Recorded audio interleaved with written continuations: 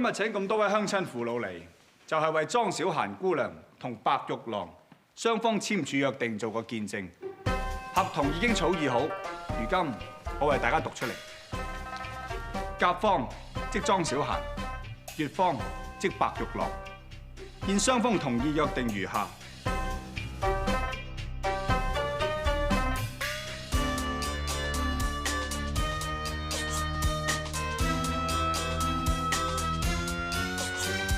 仲有冇問題？唔使講咁多啦。總之啊，今次唔好輸咗再唔認數就得啦。今次就係驚有人反悔，先至白紙黑字寫下生死狀。到時你輸咗，唔好賴貓啊！冇問題嘅，打個手印啦。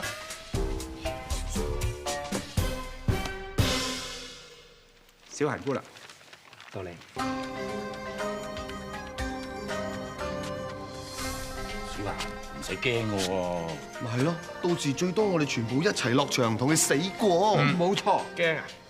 驚咪揾個人代你咯。但係先問邊個可以代你出戰呢？嚇？哎呀，真係唔知喎，邊個嚇？邊個啊？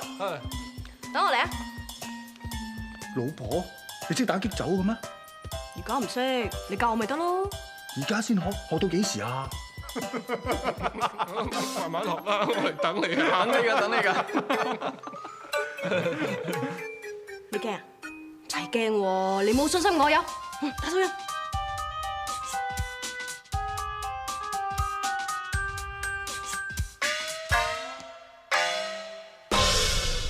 由聽日開始咧，你每朝就早2個時辰起身，傍晚一喺衙門做完嘢咧，就即刻翻嚟屋企。每日早晚教我打擊酒4個時辰。如果我喺限期之前都打得唔好嘅話，就為你自問。學擊酒講天分嘅喎，你又未打過。咁你即係話我冇天分啦？唔係，有。呢件事咧就關乎小嫻嘅終身幸福。如果我打輸咗嘅話，我連住你。嗱，小嫻，你咩都唔使諗㗎啦，好好地休息，養精蓄銳。我哋咧一定要打低嗰件雲白玉㗎。玉卿姐啊，今次真係搞到你啊！係啊，你唔好咁講啦。其實成件事我都有啲責任嘅。如果嗰日咧我唔係鎖住阿炳，咁阿炳又幾鬼蠢啊，唔識得走嘅話，可能你都唔會輸啦。所有嘢都係整定嘅，冇得怪邊個㗎。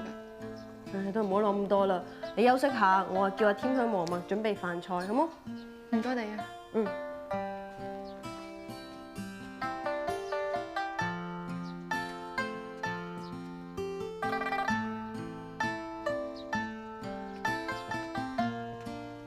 小嫻啊，我知而家講咩都冇用，不過你信我啊，我唔會俾你嫁白玉郎嘅，無論付出幾大代價，甚至乎冇埋條命仔都好，我會保護你嘅。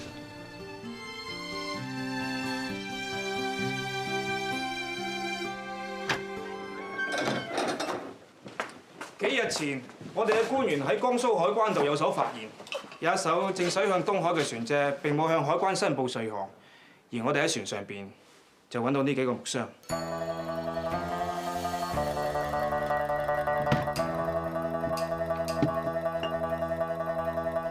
大人，攞水嚟。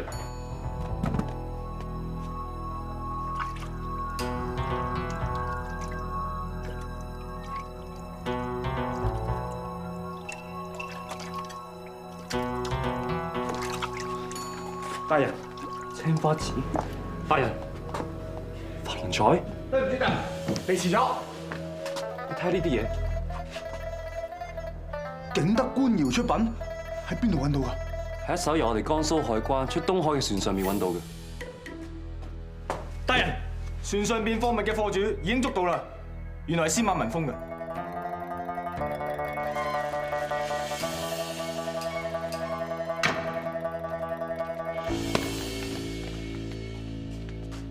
大膽司馬文峰，見到大人仲唔下跪？哼！司馬大人，估唔到我哋又狹路相逢喎。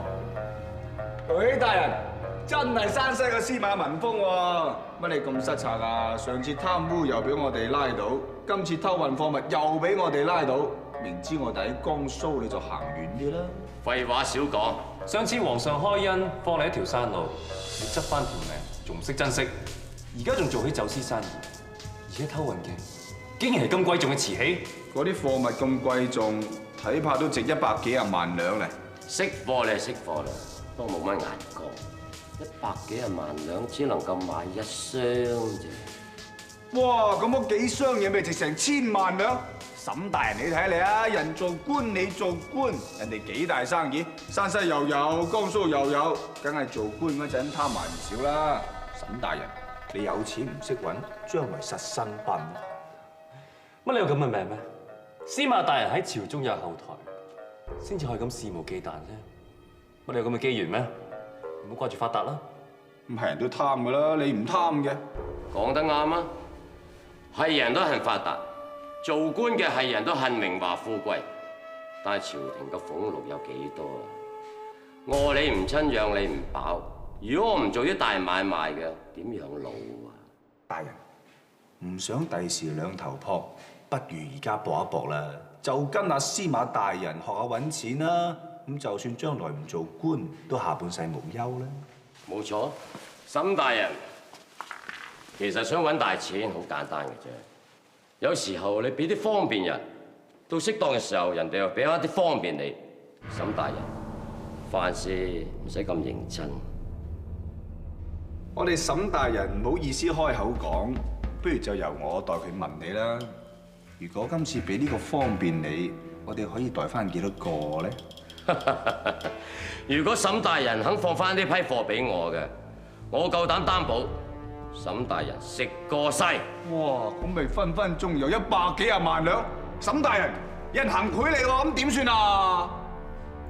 賄賂朝廷命官係死罪，邊個同你講呢番説話就話翻俾佢聽，叫佢唔好痴人說夢。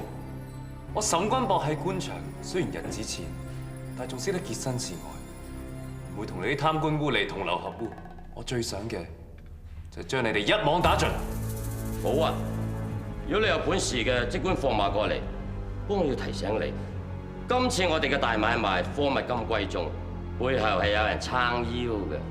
好似你上次帶大隊兵馬晒圍山西，都搞我哋唔死，你就知我哋有幾厲害啦！我哋大人係食古不化，係唔識死。不過就算今次搞你唔死，都要搞到你唔記得帶筆。呢批瓷器全部都係景德鎮燒製，青花瓷經已係極品，估唔到仲有啲係珐琅彩。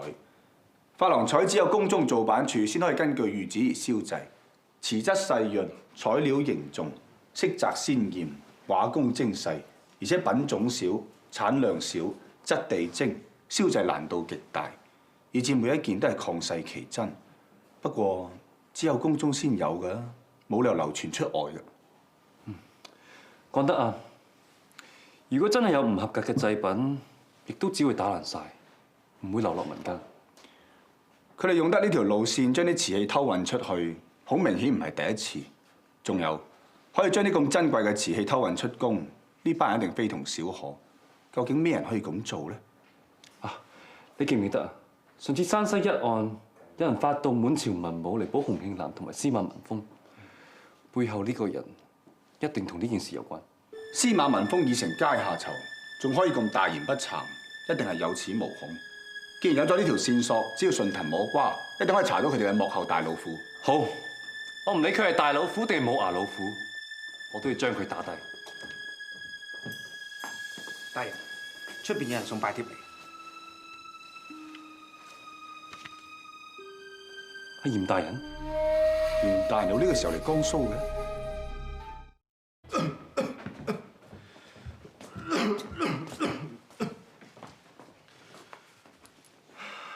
學生沈君博拜見恩師。錯，翻出去。恩師，咩風吹到嚟江蘇咧？近排我氣脈不順，脾胃不和。我聽聞浙江有位名醫年屆90精研醫道，所以向皇上請咗半個月假出嚟拜訪。喺佢嗰度服咗幾劑藥，總算好翻啲。我見精神都尚可以，所以順道嚟江蘇探望下我呢位新收嘅門生啦。恩師對學生恩賜有加，學生實在感激不盡。係咧，你近排點啊？事事順利，冇遇到咩難題啊嘛？喺幾日前，學生搜到一批嚟自官窯嘅瓷器，既有青花，亦有發龍彩，而且個貨主竟然係司馬文峰。嗰個曾經喺山西做官，後尾因為貪污舞弊而丟官嗰個。正是，我拉咗佢之後，我懷疑喺朝中有個重要嘅人幫佢哋揾呢批貨出嚟。如果我冇估錯嘅話，呢個人就係上次山西一案嘅幕後黑手。學生唔怕單案棘手，怕就怕對方喺朝中係有勢力之人。所以我想請教恩師，學生應該點樣做？有咁嘅事。上次洪慶南同司馬文峰下獄，佢哋都可以聯名上書令皇上禪忌3分。睇嚟背後嘅勢力高深莫測。為師認為此事要小心處理，不宜魯莽。咁咪俾佢哋逍遙法外？梗係唔係啦！你諗下，對方能夠將價值不菲嘅物品運出官窯，絕非等閒之輩。根本就俾佢哋橫行私王法如無物。君伯，咁你認為應該點做呢？為師好想先聽你嘅意見。君伯不才，有嘅只係份膽識。就算強權當前，都絕不退縮。就算賠上性命、賠上前途，你都唔後悔？絕不後悔。好，難得你有呢份決心，唔容易。呢件事，為師會好好咁幫你參詳一下。只可惜江蘇海關非我管治範圍。君伯，你認為啱嘅，盡管去做。學生明白。恩師有冇事啊？冇事，我唞下得噶啦。我陣間仲要批完幾份工。恩師，身體要緊啊，不宜過分操勞。你翻出去先啦，我唞下得噶啦。咁學生先行告辭。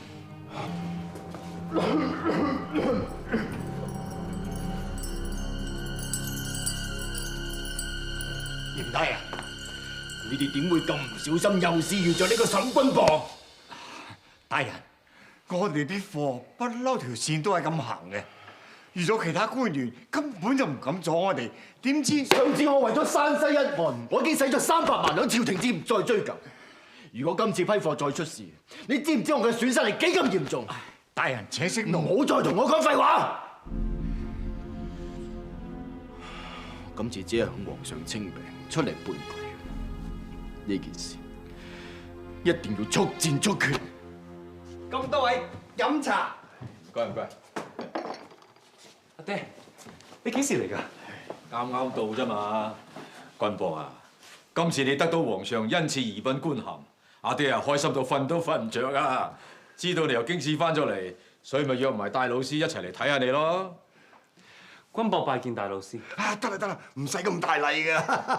師傅，我剛才同你請安嗰陣，你冇咁開心㗎喎。你睇下你流晒口水咁，如果唔知啊，以為你揀咗女婿添啊！我對住你啊，冇病都變咗有病啊！你學我君博一成就夠㗎啦。你睇下君博，而家出人頭地啦，光宗耀祖啊！沈兄，得你咁多年嚟栽培君博，望都望有今日啦。你應該老懷安慰至係啊！都係多得大兄你啫。係啦，都係多得大老師推薦周炳俾我，我先至有所成就。總之咧，我哋沈家難得有個二品大員，唉，真係門庭光耀啊！一於擇個吉人，要稟告列祖先得。阿興隆啊，係今次真係要辦得好好睇睇啊！係啊，老爺，今次一定要大排筵席，請齊晒啲鄉紳啊！唉，好，君博啊，請埋你啲同僚啊、上司啊，啊！我恩師嚴改嚴大人都啱啱嚟咗江蘇。哦，咁就要請埋佢啦。到時啊，阿爹可以同佢扣多幾個響頭啊！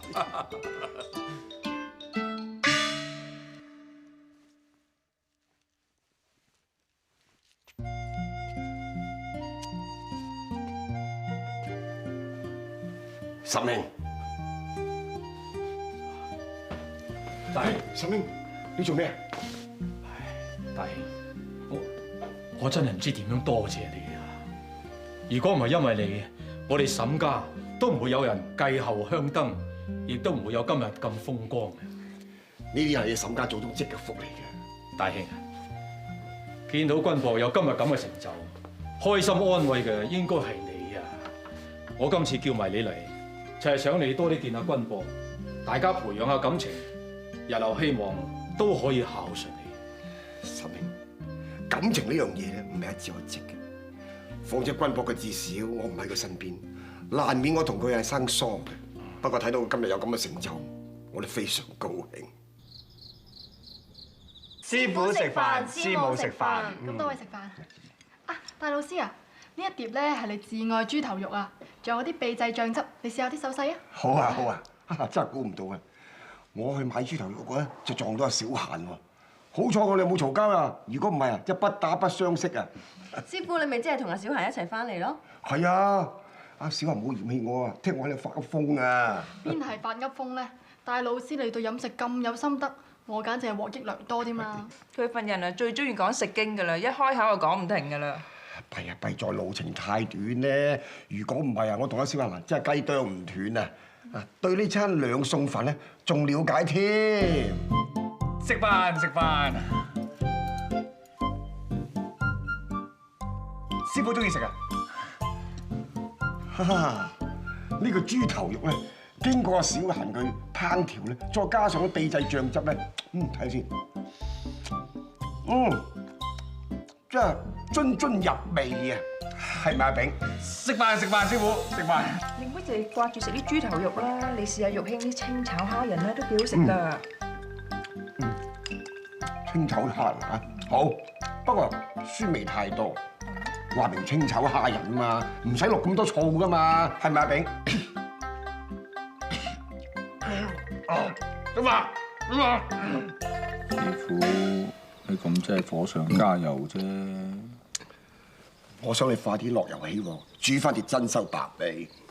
自閉唔係珍饈百味啊！你再亂講嘢，搞出人命啊，仲係我條命添啊！師傅，你唔好難為我啦。你嘅衰仔，我難為你，我係成全你啊！冇咁多人知道你中意食豬頭肉㗎咋，所以你好珍惜個豬頭肉，仲要親熱食，唔好攤凍啊！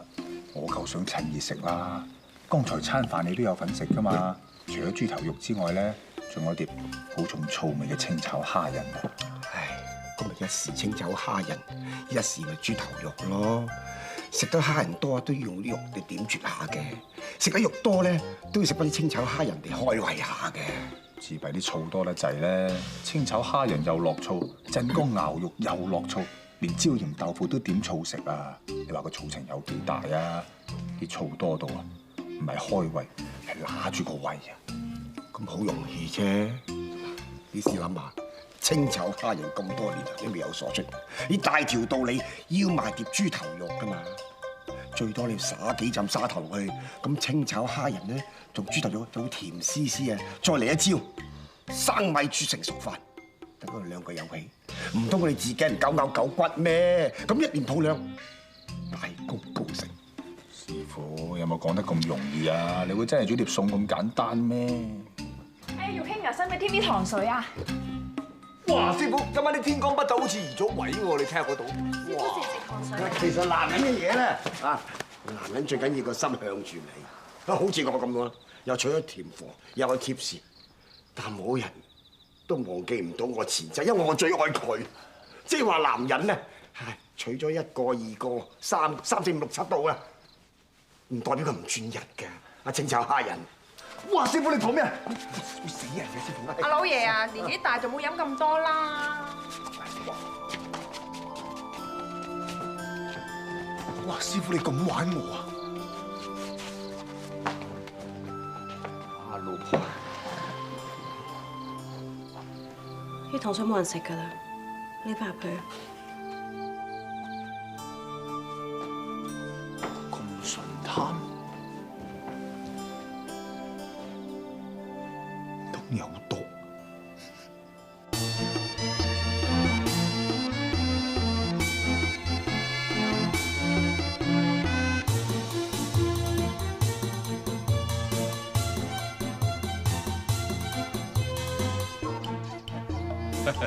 君博，今次真係光宗耀祖，咁啊！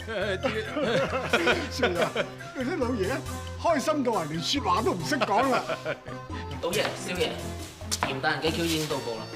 阿爹，嚴大人到咗啦，立刻出營。興龍啊，快啲打電話！係啊，大家快啲出嚟。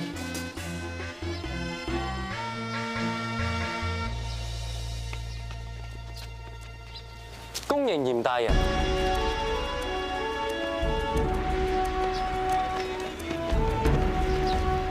大家今日都係軍博嘅客人，無分彼此，不必多禮。請起。恩師百忙之中抽空出席，學生深感榮幸。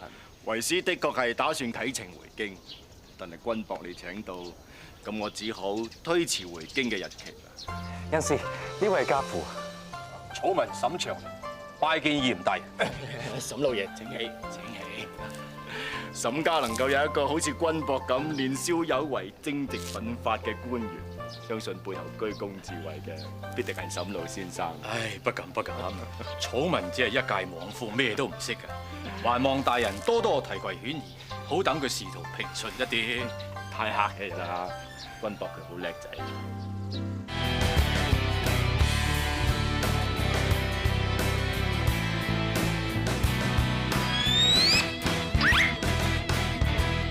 大人，呢一杯係多謝大人對軍博提攜嘅恩惠。客氣客氣。爹啊，嚴大人身體為和，唔好要嚴大人飲咁多啦。阿爹知㗎啦。咁多位冇客氣啊！唉，大兄大兄，唉，今日咁開心，我哋都應該飲翻杯㗎啦。大兄啊，你對我哋沈家恩重如山，呢份恩情我真係唔知點講先至係。沈氣你嚴重啦，其實係我正敬你先至係啊！我哋等呢個日子，大家等咗好耐㗎啦。咁啊係，咁啊係，唉，請。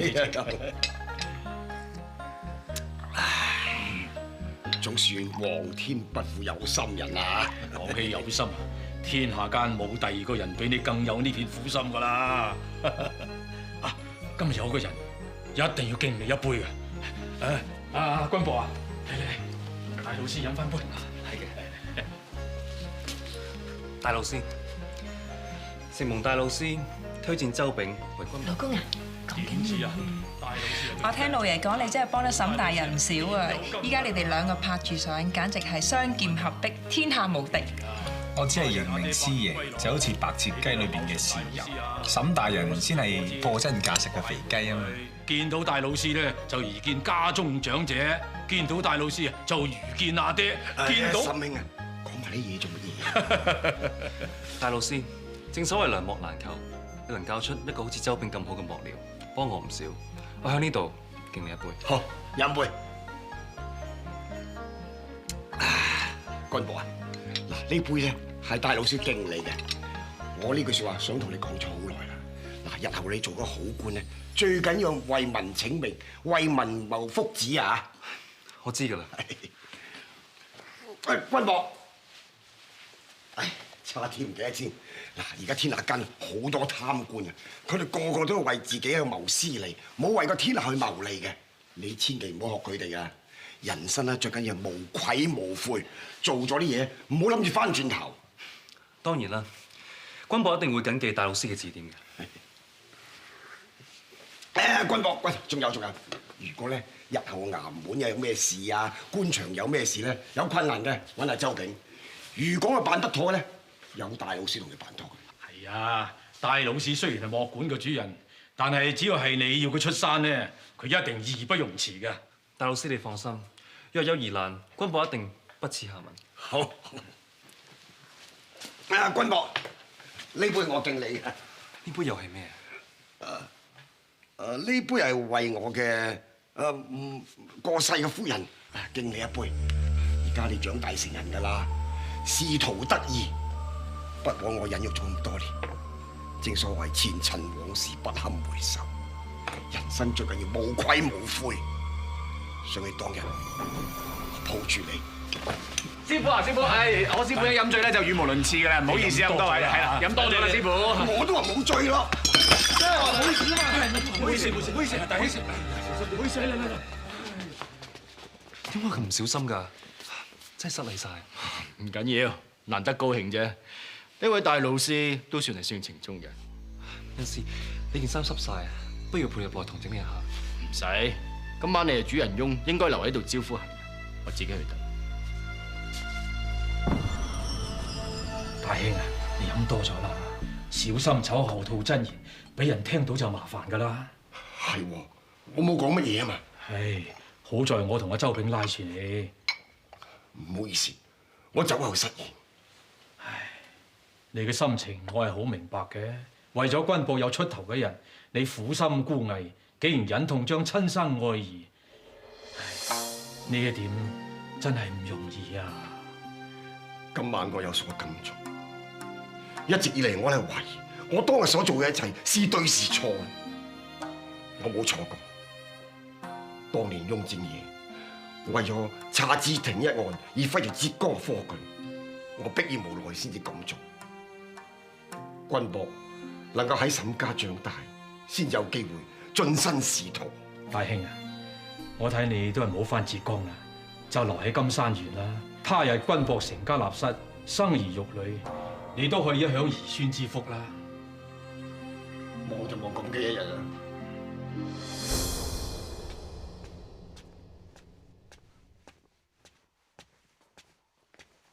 學生拜見恩師，無需多禮啦。今日恩師回京，學生特嚟送行嘅。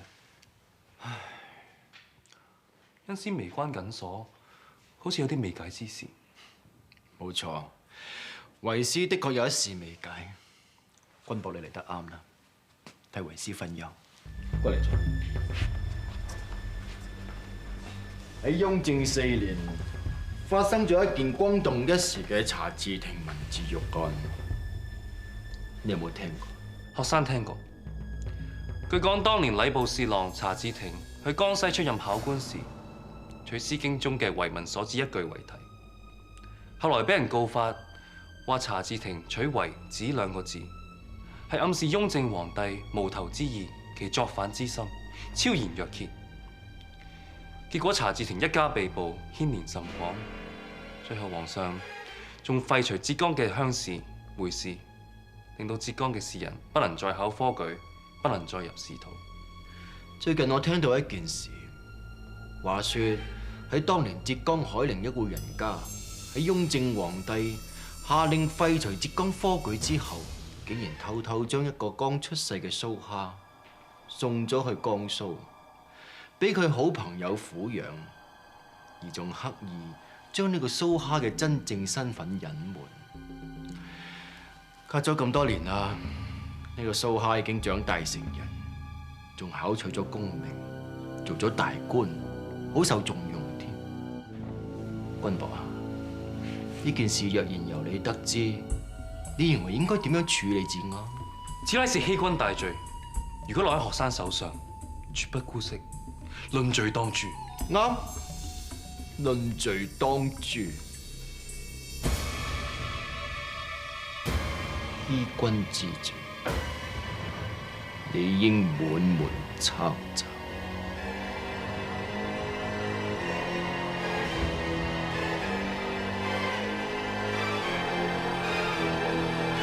本官想問你，知唔知道我剛才講嗰個長大成人嘅大官，佢係邊個？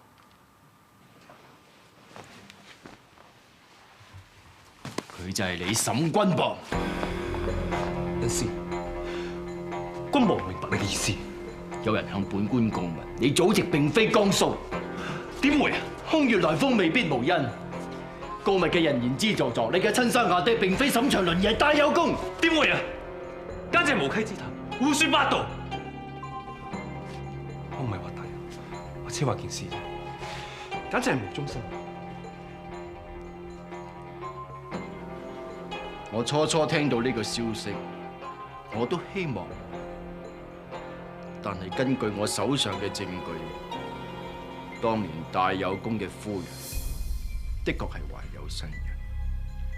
後尾佢周圍同人講個仔夭折咗，事實係佢將個蘇蝦送咗去住喺江蘇嘅好朋友沈長倫嗰度，目的好簡單，佢就係要個仔可以考功名，他朝有日喺朝中做官。大人，簡直係污蔑啊！咁本官再問你，你嘅生日是否雍正4年11月28？係啊，呢日的確係學生嘅生日。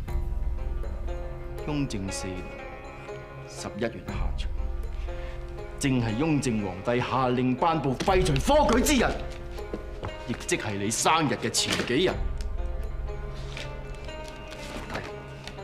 咁關咩事？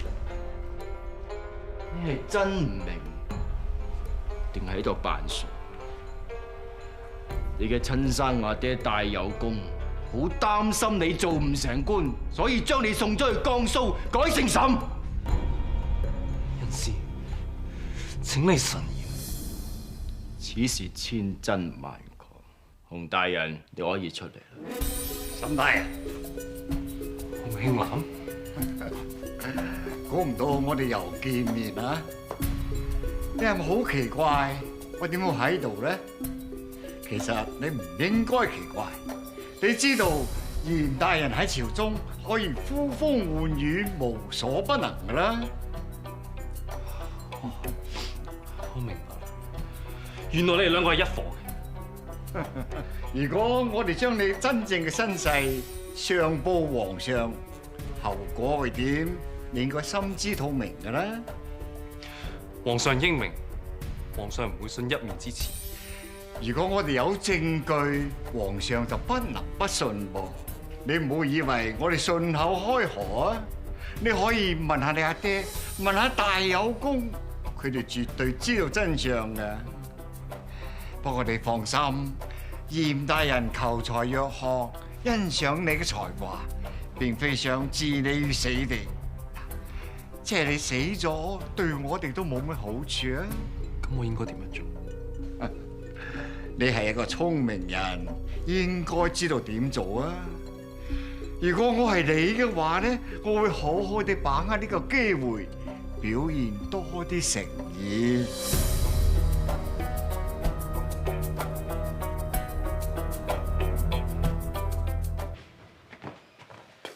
你話我知，大有功係我親生阿爹。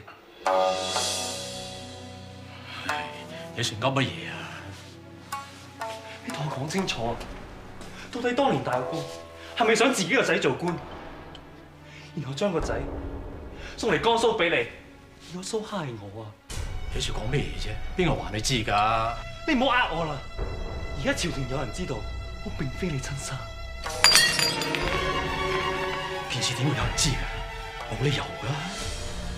你咁講真係真啦，我唔係你親生仔，咁邊個係我爹？咪大有功。哎呀，件事冇理由有人知㗎喎，到底邊個知你身世啫？君伯，你冇事啊嘛？你冇嚇我爹啊？君伯，你唔係我爹。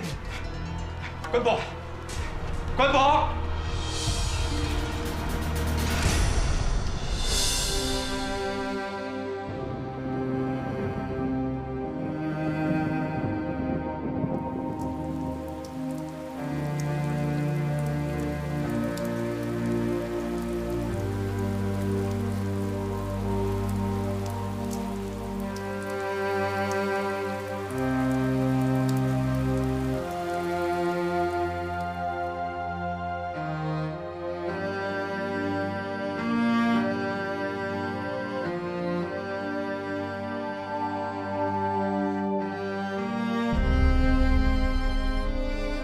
二品官服頂戴花翎一套，官服前後繡錦仙鶴，分雕官帽頂留花金座，中飾小紅寶石，朝帶鎏金原版4，每具飾紅寶石各1。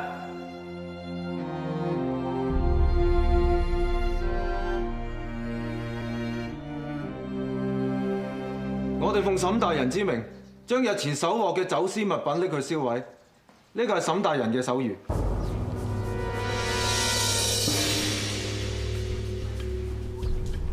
麻煩你等一陣，我要去請示一下大人。做咩啊？話有手語係假㗎？唔係，只不過有關呢批瓷器嘅事，我哋要小心啲啫。唔係連本官嘅手語你哋都唔理係嘛？沈大人，非之不敢，只不過周先生真係交到底周炳係官定本官係官啊？佢算得係咩？佢只不過係師爺，手語係由周炳所發定由本官所發㗎？當然係大人嚟啦，咁仲囉囉嗦嗦做乜？仲快啲去開倉庫？係。君博，果然冇令本官失望。以後我哋就係自己人啦。恩師啊，其實你係我門生，我唔會害你嘅。以後我哋大家同在一條船，你嘅事我保證唔會有一個人提起。有嚴大人呢句説話，以後你就放心啦。總之本官講過，以後有福一齊享。嚟，飲杯。嚟，多謝嚴大人，多謝恩師。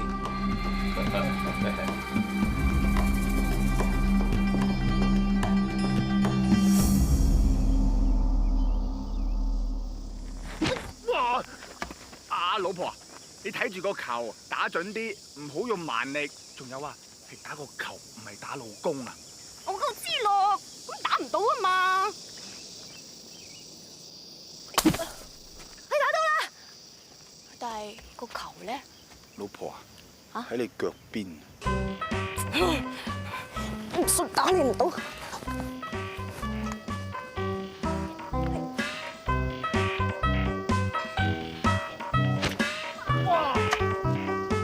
哇！老婆啊，我都叫你睇住啦，你打球定謀殺老公啊？係啊，我都讀啞你先啦，喐啲係嘈冤巴閉，根本上係撩交嗌，都唔係教我嘅。係你教極都唔識啫嘛。咁我唔識啊，你咪教到我識咯，就係識得嘈。成招都打唔到個球，係你蠢啫嘛，關我咩事喎？係你教得唔好啊，係你有問題。係你打橫嚟。我係咁噶啦，我打橫打掂都係咁噶啦，咁點啊？唔好嘈啦！練咗咁耐，係咪好熱啊？係都係俾人激興啫。你哋都練咗成朝啦，不如唞下先啦。嚟，我帶啲水嚟啊，仲有啲點心添㗎。慳翻啖氣，暖肚。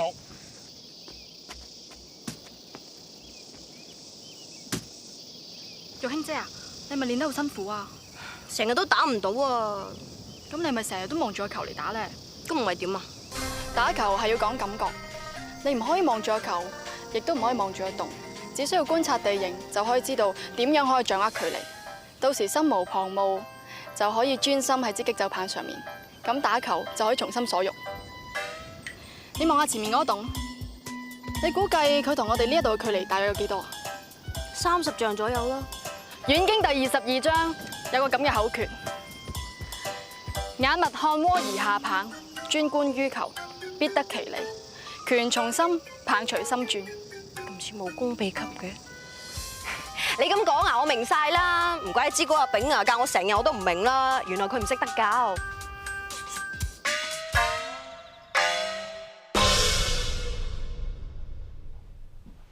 小嫻，仲未瞓啊？我唔阻你啊嘛。唔阻。咦？呢一張咪聽日比賽地形圖？擊走比賽，從贏者勝，了解地形，先可以早佔先機。我喺度研究緊聽日嘅戰略，睇咩辦法可以幫你憑呢個地形取勝。白玉郎係一個技術高超嘅擊走高手，我都喺度諗緊點樣可以提高自己嘅勝算。你諗到未啊？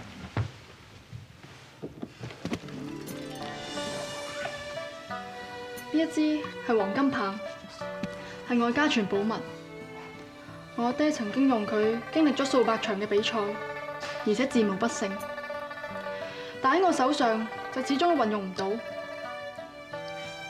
希望佢對你有用啊！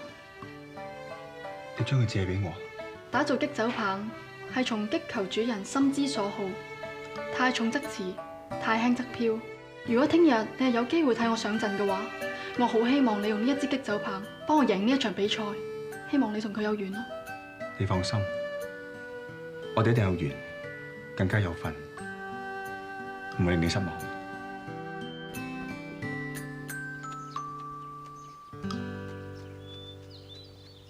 神士到，比賽開始。今日你哋諗住點打啊？次次都係由白玉郎嚟定比賽規則，今次我想由我嚟定。好，就由你話事，等你輸得心服口服。一向打擊走都係以入洞者為勝，今次我就要比賽唔入洞。打擊走入洞個個都識，根本就冇咩特別。而且今次嘅比賽係關乎我嘅終生幸福同埋擊走館嘅前途，所以我要增加難度。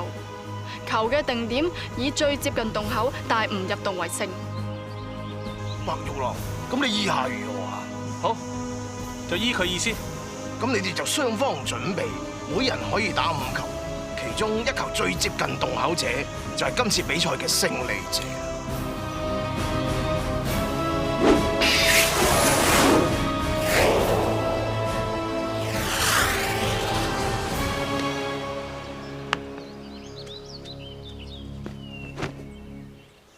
少爺，好嘢，準確利落啊！你哋靜一靜啦，你哋搞清楚先啦，係個球唔入先至係贏啊！所以白玉郎呢1球係輸噶。小顏好嘢，好嘢！小顏果然叻女，咁都俾佢諗到，掂啊！咩啊？你講咩啊？白玉郎苦練擊走20年，都係以打入洞為目標，而家要佢唔入，仲難過登天啦！今日仲唔企喺度？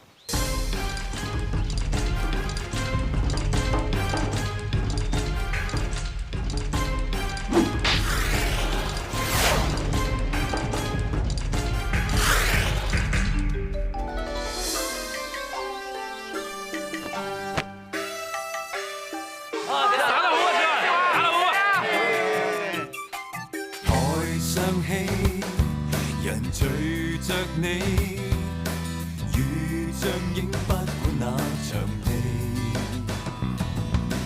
來為你同謀是你，能變出招總見先機，從未要發光台前，從未故意的爭先，光輝歡笑聲我習慣靠於一邊。情在變，甘心飾演你與我角色之間轉變，真心分兩邊，背後細節1000